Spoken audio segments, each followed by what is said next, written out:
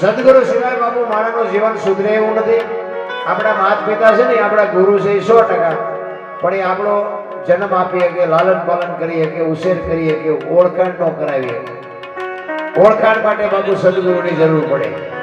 એટલા માટે જેટલા જેટલા મહાપુરુષો થયા ને એને પોતાના સદગુરુની જ વાત કરી છે. સદગુરુ ચરણે સવારામ બોલ્યા, સદગુરુ ચરણે મીરાબાઈ બોલ્યા, સદગુરુ ચરણે દાસી જીવન બોલ્યા, બીજા કોઈનું નામ લીધું જ નથી. એટલા માટે સવારામ બાબા એક વાણીમાં એવું કહે છે કે મારા ગુરુ ન મળ્યા હોત તો મારી શું દશા થાત. એના ગુરુની વાત કરે છે. અને ગુરુ સિવાય બાપુ છે ને કોઈ ઉગર્યું નથી, કોઈ ઓળખતું નથી. અને ગુરુ ગોતવા જે મળશે નહીં તમને કહી દઉં.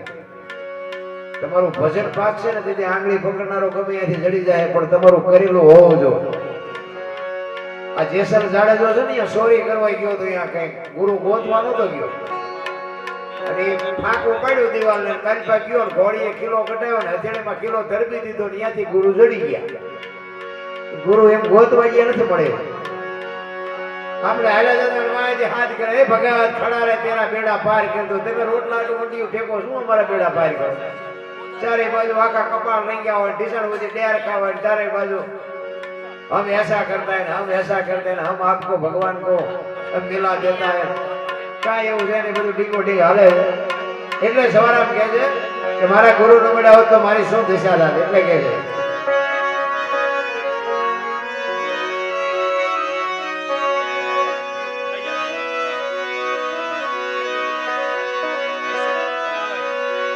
જુગતી કરીને જોવા હાલી મારા સદગુરુ જે બતાવી મને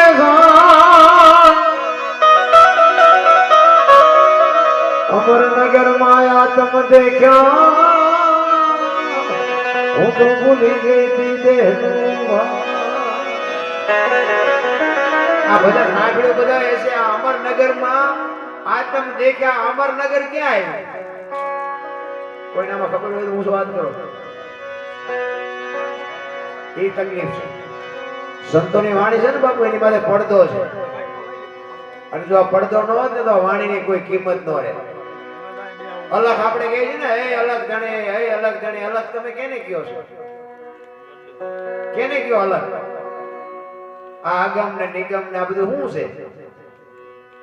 આ સદગુરુ પાસે તમારી બાપુ પીડા, સંતોની પીડા છે. આ વાણી છે ને સંતોની વેદના છે. તમારી આ કઈક વેદના સદગુરુ પાસે હોવી જોઈએ, અને ગુરુ મહારાજ પાસે હોય તો દે, નકર કુવાબ નો હોય દવાડામાં શું આવે? અલગ ધણી કોને કહેવાય? લખી નો કે અલગ એટલે લખાય નહીં. લખાય તો દેખાય ને દેખાય તો વંચાય. આ એવી વસ્તુ નથી. હું તમને એક જ વાત કરું. તેલનો ડબ્બો ભરીને કોક લઈને આવતું હોય, એને તમે પૂછજો કે ભાઈ તેલના ડબ્બાનો શું ભાવ? એટલે એમ કે 25 રૂપિયા. હવે તેલના 25 છે ડબ્બાના. તેલ કાઢી લે ડબ્બાનું શું આવે? પણ જો વાત ઉપર ધ્યાન આપજો, ડબ્બાની કોઈ કિંમત નથી. તેલની કિંમત છે, પણ તેલને રાખવા માટે ડબ્બાની જરૂર પડે. ડબ્બાની કિંમત નથી, પણ ડબ્બો ન હોય તો તેલ ન રહે. એમાં દેહની કોઈ કિંમત નથી. લખવું અહીંયા લખી લેજો, આ દેહને દુનિયા દિવાળી જ મૂકવાની છે, પણ દેહ વગર ભજન ન થાય. ખોટી વાત છે. અને તેલ છે ને, કપાસિયા તેલ હોય, સિંગ તેલ હોય, પામોલીન હોય, લખવું પડે ડબ્બા ઉપર. તેલ ઉપર ન લખાય. અને તેલ ઉપર લખાતું હોય તો મને લખીને દેખાડો. આ લખાતું નથી, પાછું આપણે કહીએ કે આ તેલ છે, એની માથે લખાય નહીં એટલે એને અલગ કહે છે. આ તો એક દાખલો આપ્યો. બાકી મારું નામ અનોપસિંહ છે. અહીં આવીને આંગળી મૂકીને મને દેખાડો અનોપસિંહ ક્યાં છે. આ છાતી છે ને, આ ગાલ છે ને, કપાળ છે ને, માથું છે, તો આ બધું મારું નામ ક્યાં? બાપુ અટપટું છે આ. એવું હાવ ડીંગો ડીંગ નથી. અને આ નક્કી થઈ જાય ને પછી હબાકા આવે. કચ્છનો બારવટીયો બાપુ હામા કાંઠે હતો ને, બારવટીયો હતો ને, મધ દરિયામાં આવ્યા ને, આમ હોડું મીંડું ને હિલોળા મારવા. એ કચ્છનો કાળો નાગ બાપુ આમ ખોડા જેવડા જેવડા મોભા મીંડાનું રડવા. તેથી રાહ રાહ રાહ મીંડો રોવા, લોહીના ફુવારા ઉડે. એક ઘાન બે કટકા કરે. એ શું કામ રોવે? મોત ઉઘરાણી કરીને તેથી હારા હારા જાડેજા રોવાના. મધ દરિયાની વચ્ચે જેસલ અને તોરલ બે છે હોડામાં, અને તોરલ બાપુ રોણા એક રોવાડું નથી ફરક. જાડેજો કે છે તોરલ હોડી હમણાં બુડી જાય, મરી જાવ. તેથી તોરલ કે છે જાડેજા પાપ કર્યું ને એ પોટલા ફગાવી દો, દરિયામાં પૂન કર્યું હોય તો યાદ કરી લ્યો. અલગ ધણી હમણાં મારે હાથ ઘોડી ફુગાડી દે.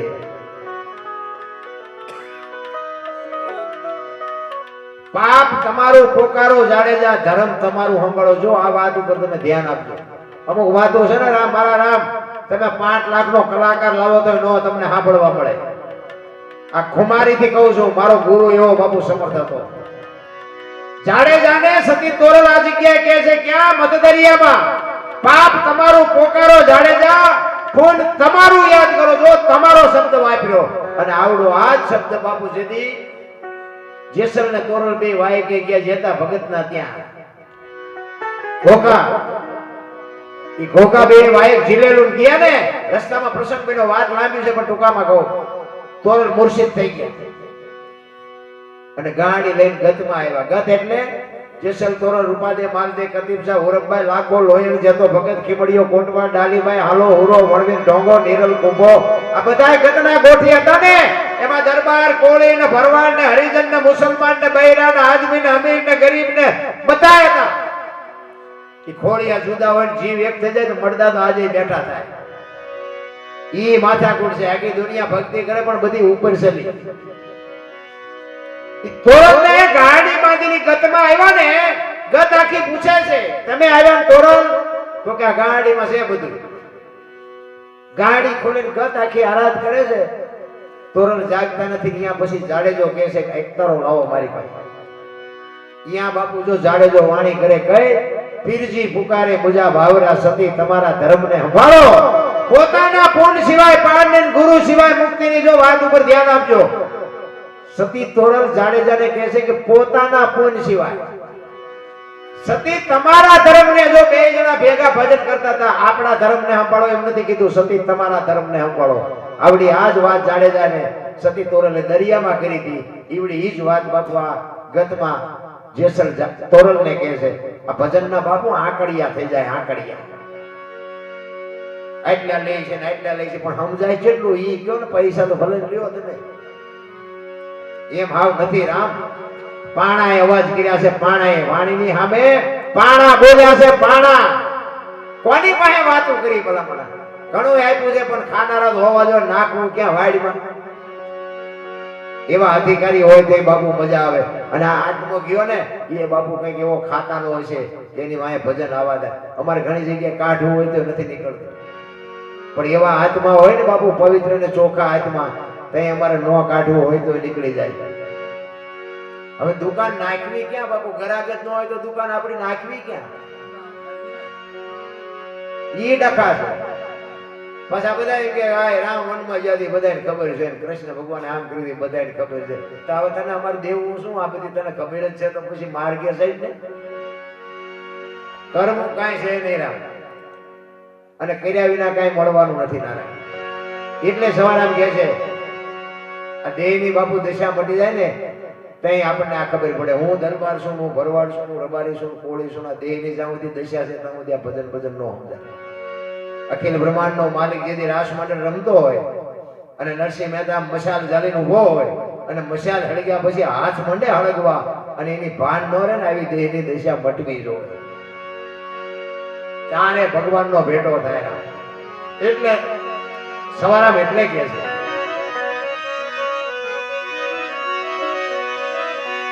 જુગતી કરીને જોવા હલી મારા સદગુરુજી બતાવી મને અમરનગર માં આત્મ દેખ્યા હું તો ભૂલી ગઈ તી દેહનું.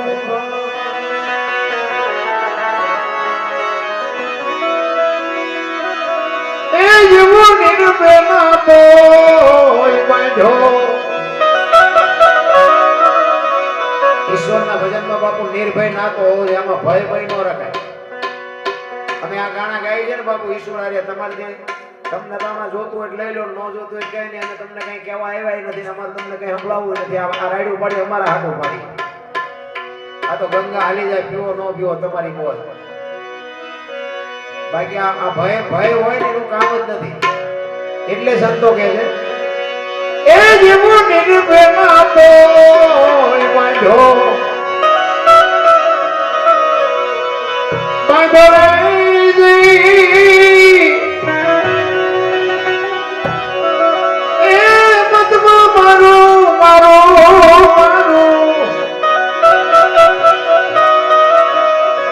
મંડળું રે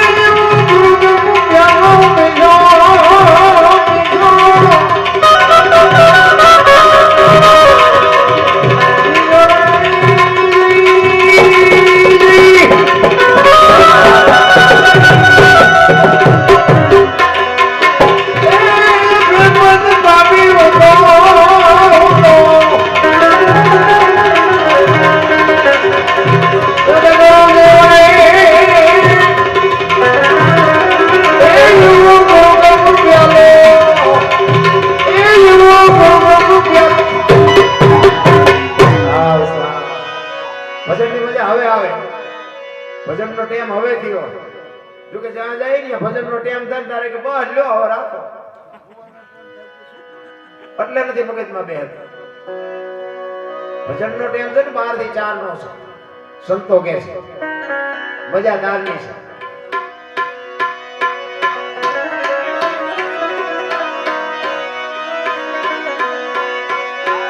પદમ ગણકી માં જાગીને જોયું દર હર જણકે છે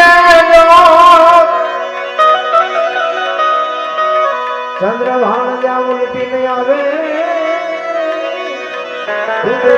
મંડળમાં ચડી ગયો.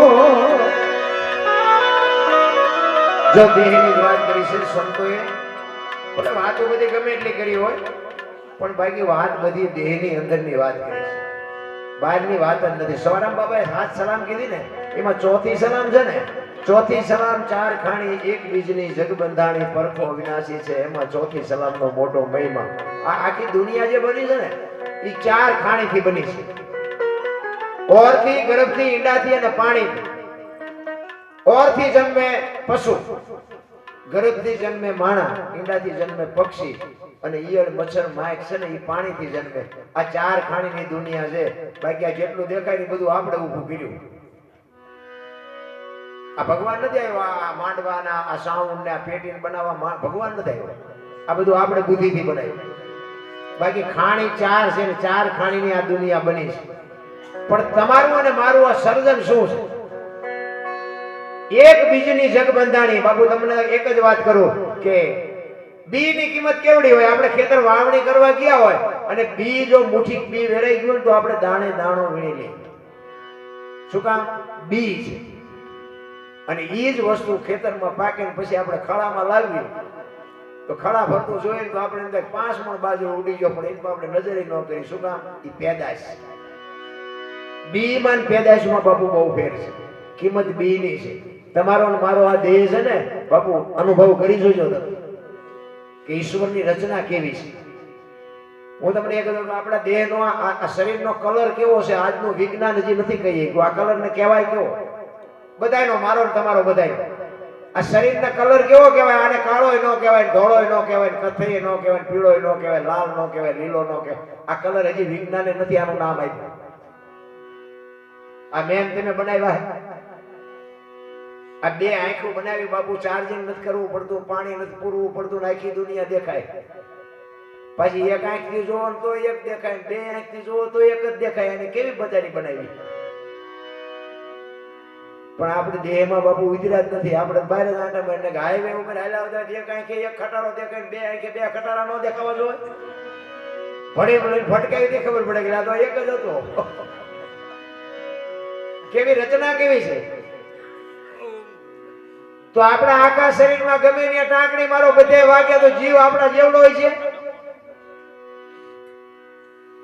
બીજી વાત કહું કે પાણીમાં કોઈ પણ માણસને મરવું હોય અને એમ કે મારે મરી જવું છે, પાણીમાં ધોબકો મારે, ગમે એવી મહેનત કરે ને બાપુ પાણીમાં ઉપર ન રહે, તળિયે જ જાય. અને જીવ નીકળી જાય તો પાણી ન આંગરે ઉપર ગયો આવે તો દેહની કાયા એટલી ને એટલી હોય તો કેમ ઉપર કેમ આવતો રહેતો, તળિયે કેમ નહીં રહેતો? આ વજન ક્યાં ગયો જાય? કોઈ સંશોધન જ નથી કરતું. આ જરૂર છે આની. આ મેં હમણાં કીધું એના કરે કે આપણે દ્વારિકા જવાનું, દ્વારિકા વાળા કે હરિદ્વાર જવાનું, મારો આટા કઈ ચડે કાંઈ નથી. રામ દેહની માલિકોની બાપુ જો અંદરની વાત નક્કી થઈ જાય ને, આ ગગન મંડળમાં ચડીને ગોજ, આ ગગન મંડળ મહાપુરુષો આને કીધું છે. આ સાંજના શું કામ કરે? વાહમ કરે નો હાલે. આ શું કામ સાંજના કરવા જોઈએ? ગાલે કરે તો હાલે, નો હાલે. આયા બાપુ ખજાનો છે આખો. કાંટો પગમાં વાગે ને ખબર આય પડે. શરીરની રચના એવી છે. અહીંયા મારો નાથ બેઠો છે બાપુ. ભજનમાં બેઠા હોય ને તમને બંગાવું ન આવે, ચાની રાહ ન જોવી પડે, ઘડિયાળમાં ન જોવું પડે જો ભજનમાં બેઠા હોય. આ તો અમને ભજન પછી જોડે એટલે હાલ્યા વગર છૂટકો નથી. કહેવાનો મારો મતલબ જો પ્રેમ ન જાગે ને ત્યાં સુધી બધી વાત ખોટી પડે. પ્રેમ હોવો જોઈએ. આપણે ખેતી કરતા હોય તો ખેતીમાં પ્રેમ હોય, માલ ઢોર રાખતા હોય તો એમાં પ્રેમ હોય. આ તબલા વગાડે છે આના એમાં પ્રેમ હોય, આ બેન જો વગાડે એમાં પ્રેમ. અને પ્રેમ ન હોય તો બાપુ તરત ચૂકી જાય. કારખાને જતા હોય, માલ ઢોર હોય, ખેતી હોય, જે હોય, પ્રેમ હોય તો જ એમાંથી તમને 5 રૂપિયા મળે. અને આ ભજનની બાબત એવી છે, પ્રેમ હોય તો તમને ભજન સમજાય, બાકી સમજાય. પ્રેમ છે ને 8 અક્ષરનો મંત્ર છે. પ્રેમ બાપુ એવી આવ નાની એવી વાત નથી. કોકના ઘરમાં ભડકા કરવા એ પ્રેમ નથી, વેમ છે. પ્રેમ તો 8 અક્ષરનો મંત્ર છે. પ્રેમને વાચા હોત તો જગત જોગી બની જાત, હલકીને હિમાલય જાત, પછી ભગવા બેરી ભૂદરા. પ્રેમને બાપુ હજી સમજી જ નથી. મીરાને કૃષ્ણ હારે પ્રેમ કેટલો કે અસલ બાપુ મીરાની મૂર્તિ, મીરાનો ફોટો નથી, કૃષ્ણ પરમાત્માની મૂર્તિમાં મીરા આખી હમાઈ ગઈ. તમે વિચાર કરજો, મેવાડની દરબારની દીકરી, મેવાડની મહારાણી, અને એને રાણા હારે નો મેળવ્યો, ત્યાંથી ગોકુળમાં ગઈ, અહીંયા મન ન થયું, દ્વારકા આવતી રહી. અને દ્વારકાથી પછી એના દેર હતા, એને મોકલ્યા માણસોને, કારણ કે રાજમાં બધું ઊંધું વળતું હતું. મીરા અહીંથી ગયા ને પછી હક નથી આવતું. બ્રાહ્મણોને મોકલ્યા, એ કે મીરાને ગમે ત્યાંથી ગોતો. બધા બ્રાહ્મણો ગોતતા ગોતતા આવ્યા, દ્વારકા આવ્યા ને મીરાને જોયા, કે મીરાને કે અમે તમને લેવા આવ્યા છે. મીરા કે મારું આ મન ઠર્યું છે, હવે તમે જે કરતા હોય કરો, તમે વ્યા જાઓ, મને રહેવા દો, મને શાંતિથી ભગવાનનું ભજન કરવાનું. બ્રાહ્મણો કે નહીં, તમે નહીં આવો તો અમે આ ત્રાગવું કરશું, અમે અમારો જીવ કાઢી નાખીએ. મીરાને એમ થયું ખાલી બ્રાહ્મણો મરે તો આ દુનિયામાં ધરતી હાથ આળવાઈ જાય. અને પછી બાપુ એને કીધું કાંઈ બેવો, હું કૃષ્ણના દર્શન કરતી આવું. બાપુ કૃષ્ણના મંદિરમાં ગઈ, અને મંદિરના ઘુમટમાં બાપુ મીરા એમ કહે છે કે હે કાના, હવે આનો નિર્ણય તું કર, હવે હું કરું? આખી જિંદગી મને હક ન લેવા દીધું, મને ક્યાં ઠરી ઠામ નો, તારી વાંહે હું પાગલ થઈ ગઈ. હવે આનો ન્યાય તું કર. હવે મારે ક્યાં જવું? આ બ્રાહ્મણોને શું કહેવું, તને શું કહેવું, ક્યાં જવું બોલ? તેથી અખિલ બ્રહ્માંડનો માલિક બાપુ દ્વારકા વાળો કૃષ્ણ પરમાત્મા બે બાપુ હાથ આમ કર્યા હો મૂર્તિમાંથી લાંબા, મીરા વી આવો, મીરા વી આવો.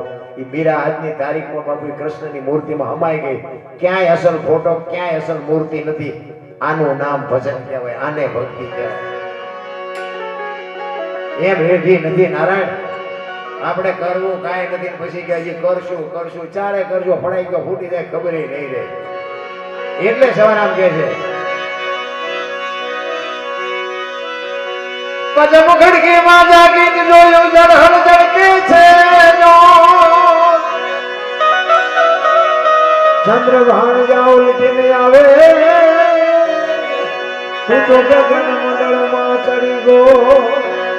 તમારામાં અને મારામાં બધામાં બાપુ જ્યોત ચાલુ છે, એક લખી લેજો. અને જ્યોતમાં દિવાલ પૂરવા વાળે દિવાલ પૂર્યું છે, એ દિવાલ ખૂટી રહે પૂરું. તમે એનું ગમે એટલા બળું કાય છો ને, આપણે દિવાલ પુરાવાનું નથી. એટલે દીવો છે ત્યાં સુધી કઈક કરી લેજો, એ અંજવાળે